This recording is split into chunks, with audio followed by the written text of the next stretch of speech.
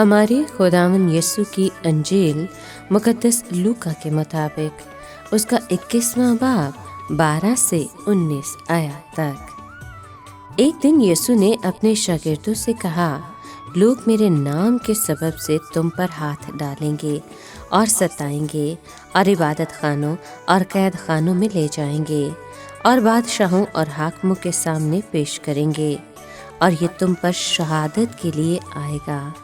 बस अपने दिल में ठान रखो कि हम पहले से फिक्र ना करें कि क्या जवाब देंगे, इसलिए कि मैं तुम्हें ऐसा कलाम और हिकमत दूंगा कि तुम्हारा कोई मुखालिफ सामना करने और खिलाफ कहने का मकदूर ना रखेगा। और माँ बाप और भाई और रिश्तेदार और दोस्त भी तुमको गिरफ्तार कराएंगे और मेरे नाम के सबब से सब लोग तुमसे कीना रखेंगे, लेकिन तुम्हारे सर का एक बाल भी बेगा ना होगा। अपने सब्र से तुम अपनी जानों को बचाए रखोगे। पाक कलाम के पढ़े और सुने जाने पर खुदावंद की बरकत हो, खुदा का शुक्र हो।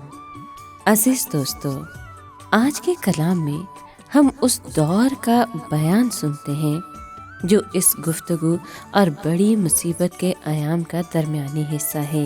उसके शागिर्दों को पकड़ा जाएगा, सताया जाएगा, मजहबी और दीवानी अदालतों में उन पर मुकदमे चलाए जाएंगे, उन्हें कैद में डाला जाएगा।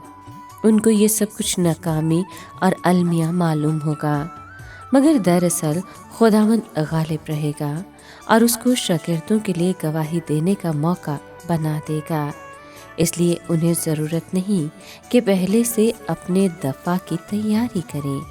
बहरान की घड़ी में खुदा उनको ख़ास हिकमत अता करेगा ताकि ऐसी बातें कह सके जिनसे उनके मुखालिफ उनका हरगिज़ मुकाबला न कर सके। ख़ानदानों के अंदर एक दूसरे के खिलाफ दगाबाजी होगी।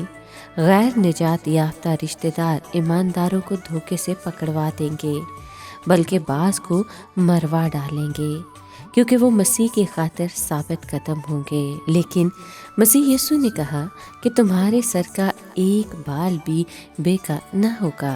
इसका मतलब सिर्फ यही हो सकता है कि जहाँ बाज़ ईमानदार मसीह की खातिर शहीद होंगे, वहाँ उनका रूहानी तहफ़्फ़ुज़ और बका यकीनी होगी। वो मारे जाएंगे लेकिन फना नहीं होंगे।